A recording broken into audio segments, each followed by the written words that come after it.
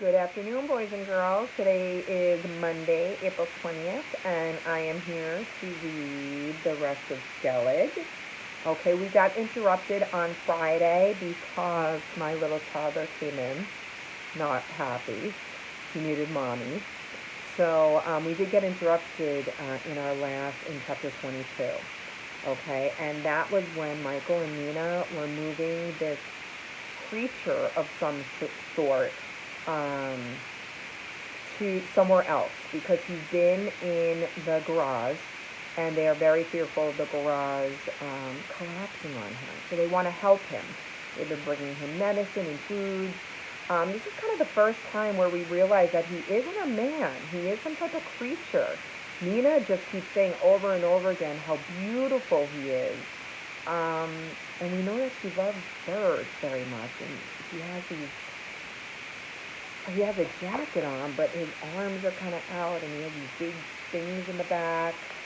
So maybe we'll get some more information on that. I peeked out across the backyard toward the house. Saw nobody at the window. He's moving. I opened the gate, drew him by the hand. He leaned on Nina, shuffled out after me into the lane. I closed the gate.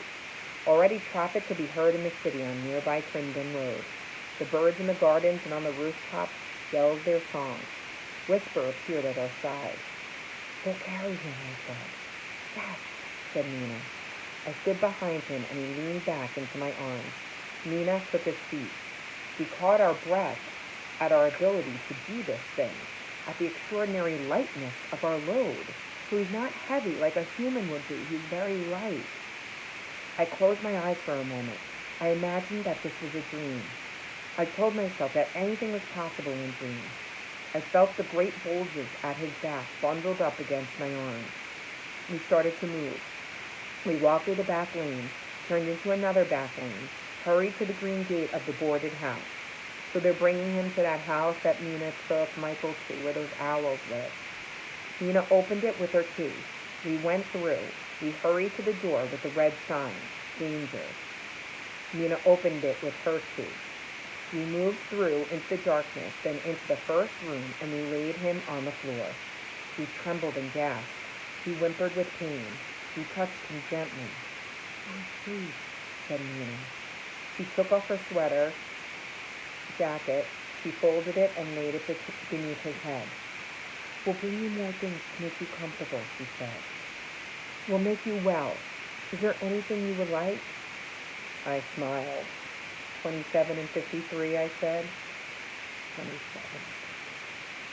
She whispered. "I'll have to go back," I said. "My dad'll wake up soon." "Me too," said Nina. We smiled at each other. We looked at him lying beside us. "We won't be long," I said. Nina kissed his pale, cracked cheek. She stretched her arms once more around his back. Her eyes burned with astonishment and joy. "Who are you?" she whispered. She winced with pain. "My name is Skellig," she said. "We know his name. His name's Skellig. Look at the front cover. There's a feather. Pieces are starting to go together." All right, chapter 23. Mrs. Danville called that morning just after breakfast.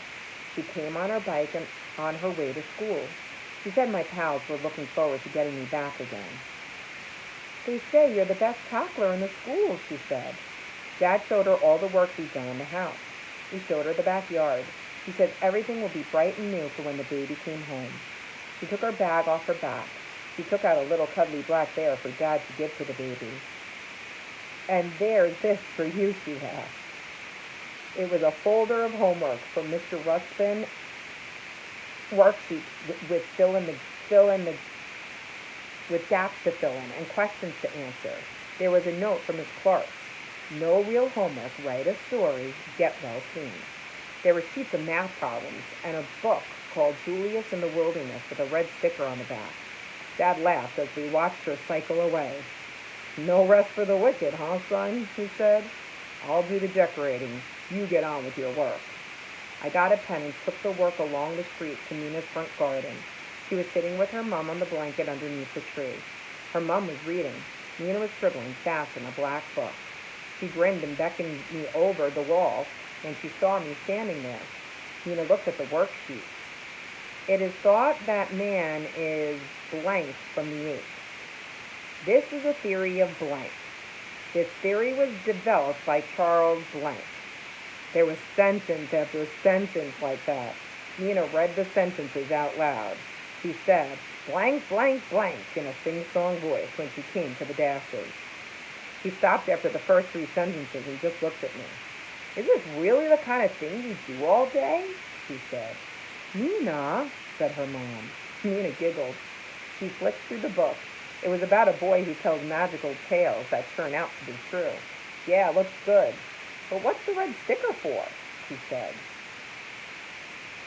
So she's looking at all his schoolwork that he has to do, and she's kind of interested because, remember, she's homeschooled Nina. Her mom teaches her at home. It's for the confident readers, I said. It has to do with your reading level. And what if other readers want to read it and they're not on the same level? Nina, said her mom. And where would William Blake fit in, she said. Tiger, tiger, burning bright, in the forests of the night. Is that for the best readers or the worst readers? Does that need a good reading aid? I stared back at her. I didn't know what to say. I wanted to get back over the wall and go home again. And if it was for the worst readers, would the best readers not bother with it because it would be too stupid for them? She said. Nina, said her mom. She was gently smiling at me. Take no notice. He is a bit uppity sometimes, she said. Well, said Nina. She went back to scribbling in the black book again. She looked up at me. Go on, then, she said. Do your homework like a good schoolboy. Her mom smiled again. I'll get on inside, she said. You tell her to shut up if she starts getting at you again. Okay? Okay, I said. After she'd gone, we said nothing for ages. I pretended to read Julius in the Wilderness, but it was like the words were dead and meaningless. What are you writing? I asked at last. My diary about me and you and Skellig, she said. She didn't look up. What if somebody reads it, I said. Why would they read it? They know it's mine and it's private. She scribbled again. I thought about our diaries at school. We filled them in every week. Every so often, Miss Clark checked that they were neat and the punctuation was right and the spellings were right. She gave us marks for them, just like we got marks for attendance and punctuality and attitude and everything else we did. I said nothing about this to Nina. I went on pretending to read the book. I felt tears in my eyes. That made me think about the baby, and doing that just made the tears worse. I'm sorry, said Nina. I really am. One of the things we hate about schools is the sarcasm that's in them. And I'm being sarcastic. She squeezed my hand. It's so exciting, she whispered. You, me, and Skellig, we'll have to go to him. He'll be waiting for us. What shall we take for him? All right, so let's stop there for today. So you see that Nina was kind of being a little rude, I'd say, to Michael about him going to school.